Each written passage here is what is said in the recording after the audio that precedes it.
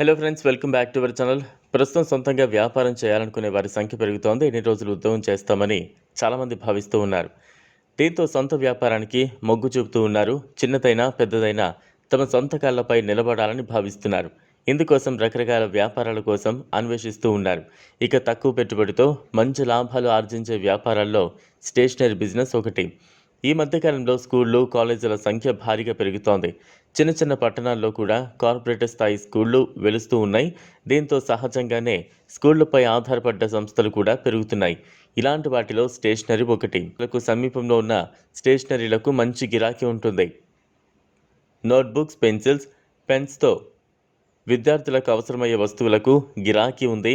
దీంతో స్టేషనరీలకు డిమాండ్ పెరుగుతోంది.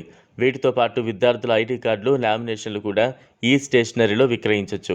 ఇలాంటి వస్తువులను స్టేషనరీలో అమ్మడం ద్వారా మంచి లాభాలు పొందొచ్చు. పట్టణాలకు సమీపంలో ఉన్న స్కూళ్ళు, కాలేజీల వద్ద ఇలాంటి స్టేషనరీలను ఏర్పాటు చేసుకోవాలి. కేవలం స్టేషనరీ వస్తువులు మాత్రమే కాకుండా వీటికి అదనంగా T shirts, caps, hand bag ఇటువంటివి విద్యార్థులు ఇష్టపడే వస్తువులను కొనుగోలు చేయొచ్చు. ఇక విద్యా సంస్థలకు సమీపంలో ఏర్పాటు చేసిన స్టేషనరీలు ఆయా విద్యా సంస్థలతో టైప్ కావచ్చు, అమ్మచ్చు. వీటిపై భారీగా లాభాన్ని పొందొచ్చు. ముఖ్యంగా పీవీసీ, ఐడి కార్డులపై లాభాలు ఎక్కువగా ఉంటుంది. ఒకవేళ ఈ వ్యాపారాన్ని ప్రారంభించాలనుకుంటే ముందు షాప్ అండ్ ఎస్టాబ్లిష్మెంట్ యాక్ట్ కింద నమోదు చేసుకోవాలి. స్టేషనరీ ప్రారంభించాలంటే 50 నుంచి 60 వేలు పెట్టుబడి పెట్టాల్సి ఉంటుంది. స్కూళ్ళు, కాలేజీల దగ్గరలో స్టేషనరీలు ఏర్పాటు చేసుకుంటే మంచి లాభాలు పొందొచ్చు. ఇదిలా ఉంటే నేటి కాలంలో మీకు ఉన్న నైపుణ్యాలు, క్రియేటివిటీ మరియు కొంచెం కష్టపడే మనస్తత్వం ఉంటే చాలు, మీరు సొంత వ్యాపారాన్ని మొదలుపెట్టచ్చు. బిజినెస్లు అనేక రకాలుగా ఉంటాయి. తక్కువ మంది ఉద్యోగులు, తక్కువ పెట్టుబడితో నడిచే వ్యాపారాలు, అధిక సంఖ్యలో ఉద్యోగులు, ఎక్కువ పెట్టుబడితో నడిచే వ్యాపారాలు ఉంటాయి.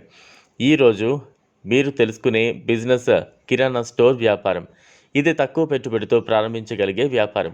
అయితే ఈ వ్యాపారాన్ని విజయవంతంగా నడపాలంటే కొన్ని ముఖ్యమైన అంశాలను తెలుసుకోవాల్సి ఉంటుంది. కిరాణా స్టోర్ని ఎంచుకునేటప్పుడు అది అధిక జనావాసం ఉన్న ప్రాంతంలో ఉండేలా చూసుకోవాలి. రోడ్డు పక్కన లేదా మార్కెట్కు దగ్గరగా ఉన్న స్థలం మంచిదే. కిరాణా స్టోర్ను ప్రారంభించడానికి అవసరమైన పెట్టుబడి స్థలం, గిడ్డంగి, ఫర్నిచర్, స్టాక్ను బట్టి మారుతూ ఉంటుంది. ఈ స్టోర్ను ప్రారంభించాలంటే అవసరమైన లైసెన్సులు తెలుసుకోవడం చాలా ముఖ్యం. వ్యాపార licence, FSSAI licence, shop and establishment licence, GST నమోదు, లీజ్ ఒప్పందం ఇవి కిరాణా వ్యాపారాలకి ప్రధాన లైసెన్సులు. ఈ వీడియో మీకు నచ్చినట్లయితే లైక్ చేయండి, షేర్ చేయండి, ఛానల్ను సబ్స్క్రైబ్ చేసుకోండి. Thanks for